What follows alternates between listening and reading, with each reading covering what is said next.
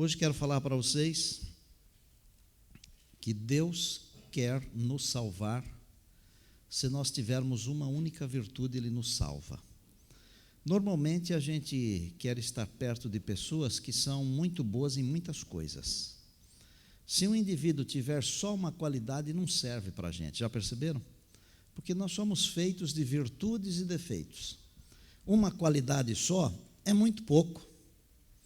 Não para Deus, porque Deus está buscando qualidades, virtudes.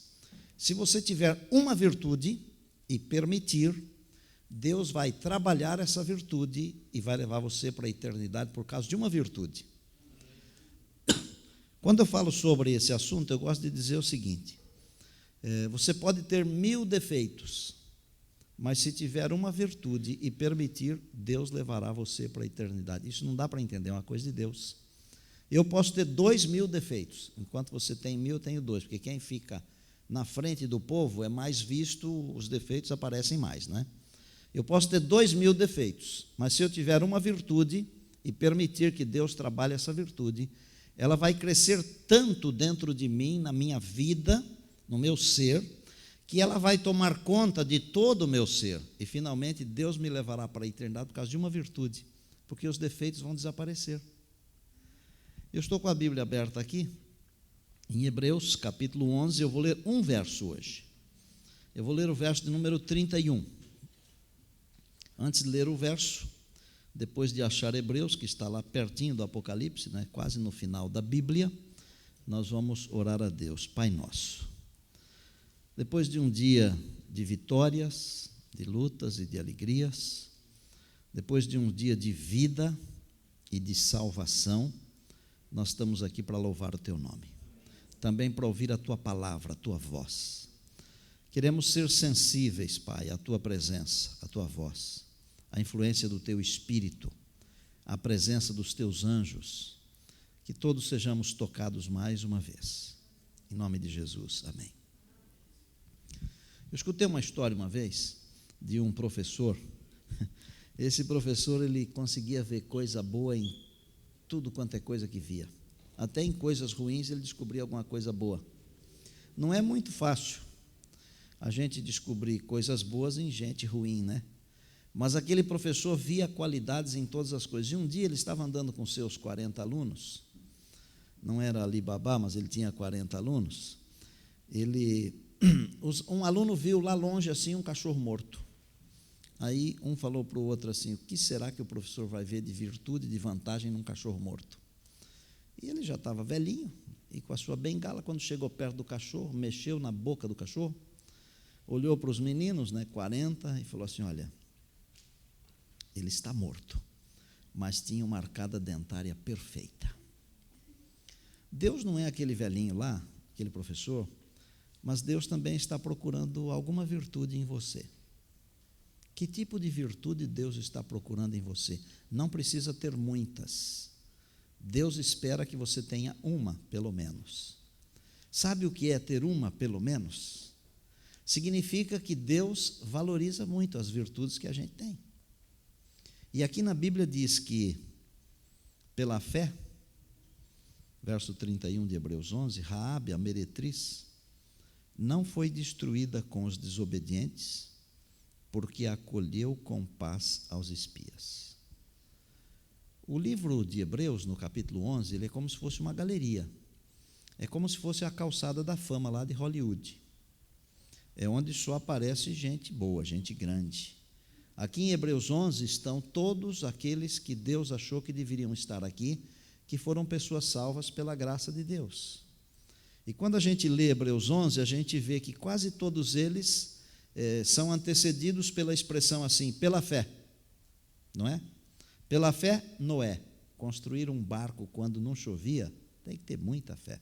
Vai ter fé assim antes do dilúvio, né? Fé.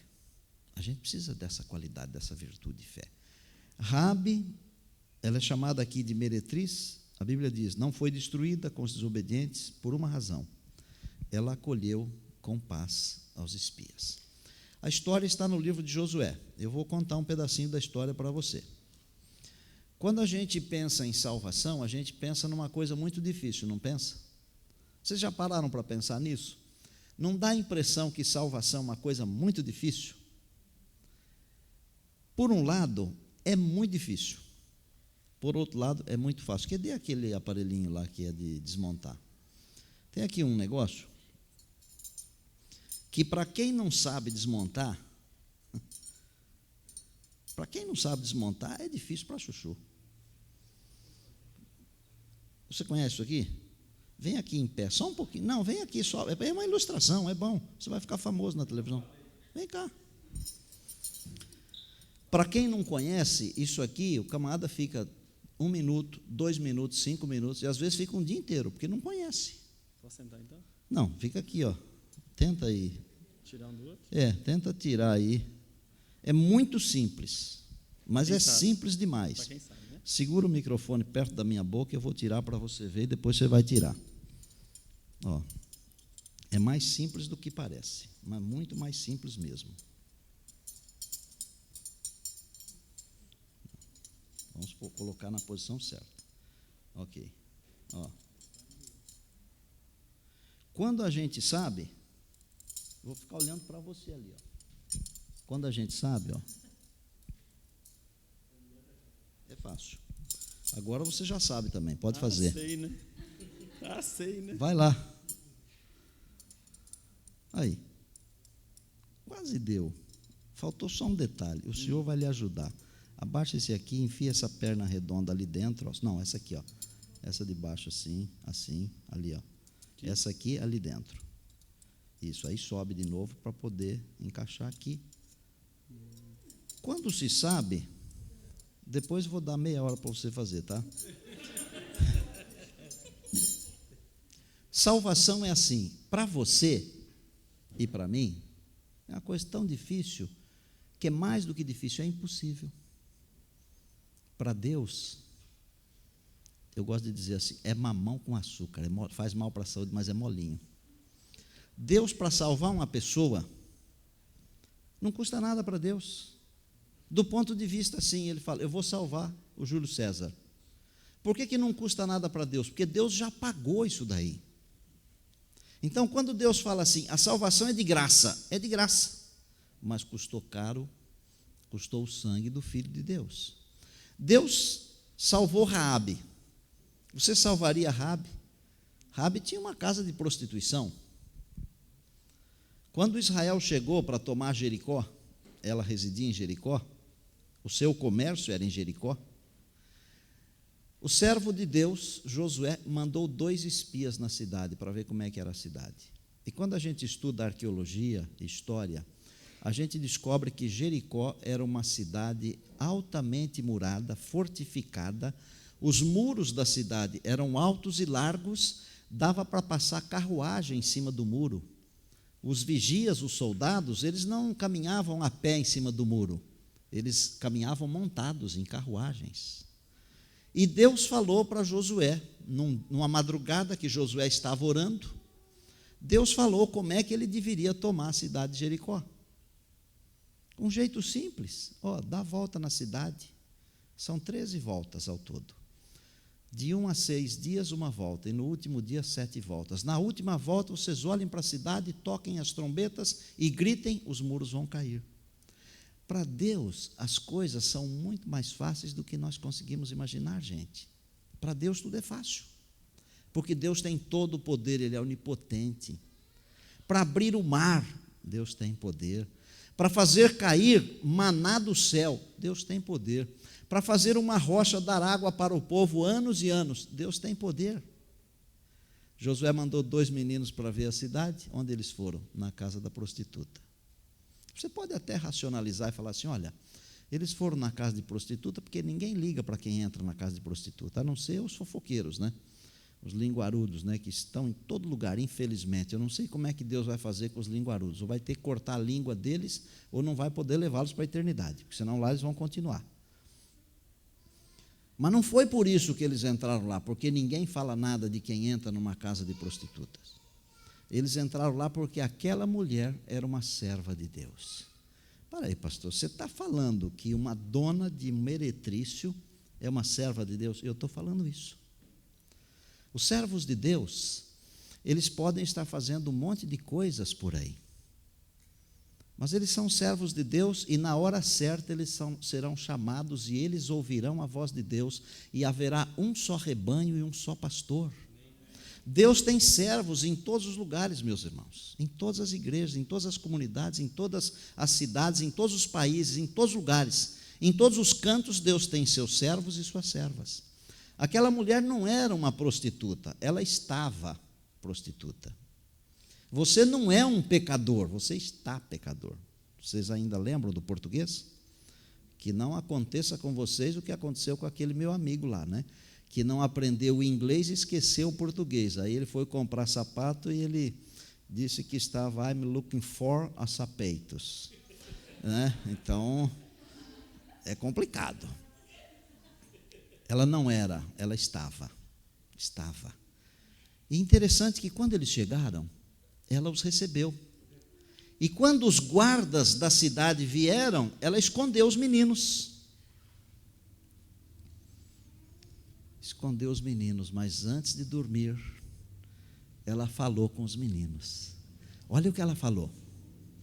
Assim como eu usei de bondade e misericórdia para com vocês, eu quero que vocês usem de bondade e misericórdia para comigo quando vocês vierem destruir a cidade. Eu sei do Deus de vocês. Eu sei que há um Deus no céu e um Deus na terra. Uma prostituta não saberia dizer isso. Aquela mulher conhecia Deus. Vou falar uma coisa aqui sobre julgamento. Nós somos muito rápidos em julgar as coisas e as pessoas, sabiam? Por exemplo, se vocês me vissem conversando com uma prostituta aqui, vizinha da igreja ou de algum lugar aqui, que julgamento vocês fariam? Certamente alguns de vocês não pensariam que eu estaria convidando-a para vir assistir o culto hoje à noite. Certamente não. Às vezes a gente julga muito mal. Você olha um bêbado aí e fala assim, nossa, esse camarada, coitado, né? O indivíduo que vive desgraçado por aí, mas será que ele teve o berço que você teve? Eu às vezes vejo um indivíduo assim, eu penso comigo assim, se esse camarada tivesse tido a mãe que eu tive, se esse camarada tivesse tido o pai que eu tive, ele seria diferente. Nós não podemos julgar. Não podemos. Aquela mulher conhecia Deus e ela falou assim, eu sei que Deus entregou essa cidade nas mãos de vocês. Aí os meninos disseram, nós vamos usar de misericórdia com você, mas você tem que cumprir com 3 requisitos. Por que será que a gente sempre tem que cumprir com algumas coisas, né? Já perceberam? É a nossa parte. Na salvação nós também temos uma parte, meu povo. A nossa parte na salvação, segundo Paulo, é operar a nossa salvação com temor e tremor. Sabe o que significa isso? Não é tentar se salvar, não. É tentar ficar perto da fonte da salvação. Essa é a nossa luta. Tentar ficar perto de Deus. Eu não sei se já falei aqui, mas os relacionamentos, eles são como um avião num voo. O avião nunca está na rota. Toda hora tem que corrigir a rota. Um barco, o pastor Eliakim e eu fomos passar um pedaço do dia no mar hoje, pescar uns bacalhaus. O barco não para na rota. Ele tem toda hora que a gente tem que corrigir o barco. A nossa vida, ela precisa de correções. Nós precisamos operar a nossa salvação, trabalhar para ficar perto da luz, porque a nossa tendência é nos afastarmos sempre da luz. Quais as 3 condições? Primeira, você terá que estender esse cordão escarlate que você usou aqui para nos salvar. Se quando nós chegarmos aqui, nós virmos esse cordão vermelho, nós vamos entender que você está dentro do plano estabelecido conosco e com Deus. Mal os meninos saíram, ela colocou o cordão vermelho lá. Escarlate. Segunda coisa, você não pode denunciar a nossa missão. Terceira coisa, já que você pediu para a gente salvar a sua vida, do seu pai, da sua mãe, da sua família, você tem que reunir a sua família dentro da sua casa. Aqui tem uma coisa muito engraçada, né? Eu fico pensando no pai daquela mulher. Porque quando o filho nasce, quando a filha nasce, o pai fala assim: pela graça de Deus será um bom cristão. Pela graça de Deus será um contador. Pela graça de Deus será um pastor, uma enfermeira, um enfermeiro, um advogado, um médico, não é?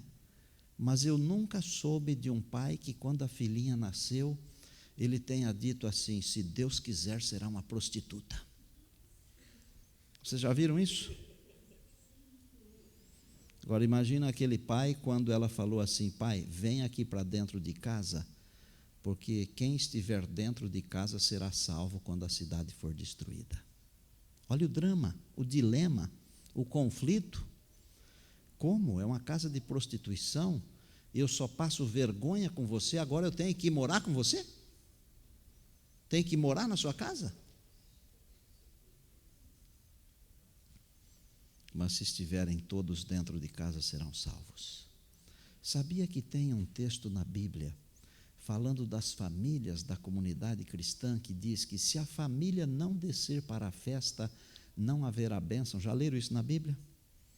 Se vocês não vierem para a igreja, na linguagem de hoje, não haverá bênção na vida de vocês. A família que não descer, não receberá a bênção. A família que não subir, não receberá a bênção. E aquela mulher não denunciou a missão, colocou o cordão vermelho. Finalmente ela conseguiu reunir toda a sua família dentro de casa. Sabe o que diz a história? No final do capítulo 5 e no começo do capítulo 6 do livro de Josué, quando eles terminaram de rodear a cidade, no 7º dia, na 7ª vez, e destruíram a cidade, a Bíblia diz: mas Josué manteve com vida Raabe e toda a sua casa. Porque aquela mulher tinha uma virtude, apenas uma. A gente poderia falar de um monte de defeitos dela, não poderia? Era meretriz, deveria iniciar as meninas nesse serviço, era mentirosa, que mais? Podia, e mais do que isso aí, né? Mas possuía uma virtude: acolheu os servos de Deus. Nós temos que ter pelo menos uma virtude. E se tivermos uma virtude, com o sangue do Cordeiro de Deus, Deus nos limpará de todo o pecado. De todo o pecado. Sabem quem foi Raabe? Quando a gente lê a genealogia de nosso Senhor e Salvador Jesus Cristo, em Mateus capítulo 1, no verso 5, nós descobrimos que ela é uma das ancestrais de Jesus.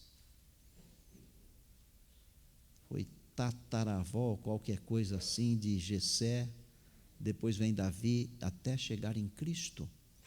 Pensa bem, se dependesse de você, você colocaria na genealogia de nosso Senhor e Salvador Jesus Cristo uma prostituta? Se dependesse de você? Dificilmente, não é? Sabe por quê? Porque nós só vemos os defeitos. Ó, gente, do coração desse menino que já viveu mais de 50 anos, vamos parar de ver os defeitos. Vamos parar de ver os defeitos das pessoas, os defeitos da igreja, os defeitos de doutrina, sei lá o quê. Porque se a gente quiser achar defeito, nós vamos achar defeito até em Ellen White. Sabia? Vamos achar. Agora, muitas vezes a gente fica falando coisa que a gente não sabe. Há muitas coisas que a gente pensa que foi escrita e não foi. E nós ficamos falando umas coisas para manter as nossas posições idiotas, não é? E nós ficamos fazendo um absurdo em cima de coisas que não existem. A gente tem que ver as virtudes que esta igreja tem, as virtudes que as pessoas têm. Isso é Deus.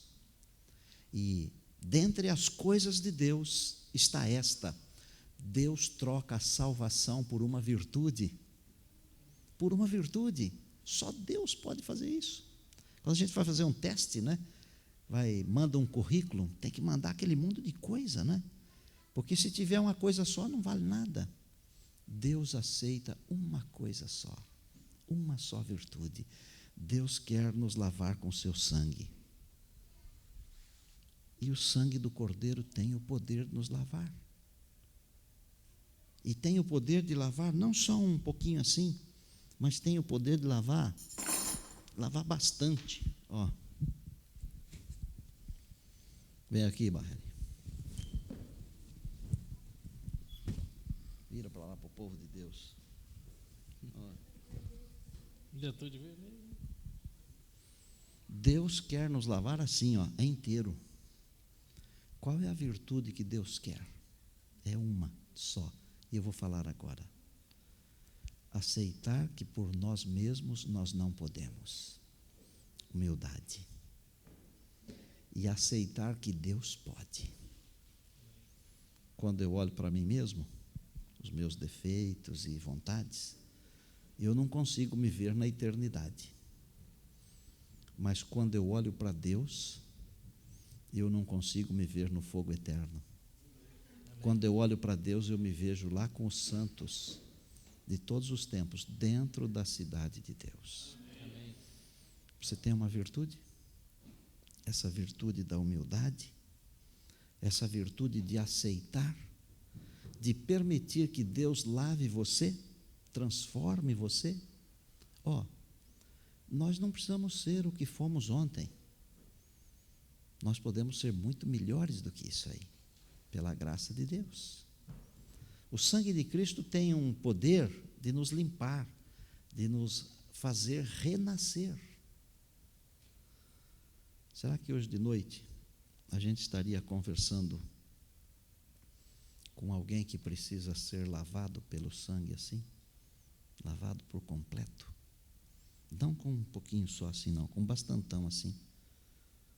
Alguém que gostaria de dizer: Senhor, eu preciso dessa humildade aí, eu preciso dessa virtude aí, eu quero que o Senhor me limpe completamente, não é um pedacinho, não. Eu quero que o Senhor me limpe por inteiro. Se você é essa pessoa, vem aqui perto de nós. Vem aqui.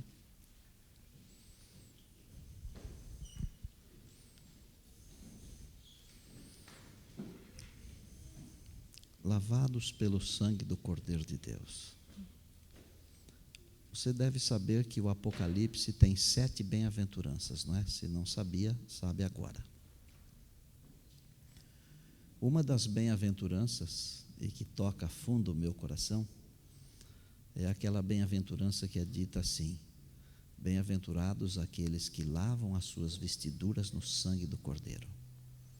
Eles terão direito à árvore da vida e direito de entrar na cidade de Deus pelas portas. Amém. Eu quero pedir agora que Deus me lave de novo, que Deus me limpe de novo. Nós precisamos ser batizados todo dia, porque nós precisamos ser salvos todo dia, cada dia.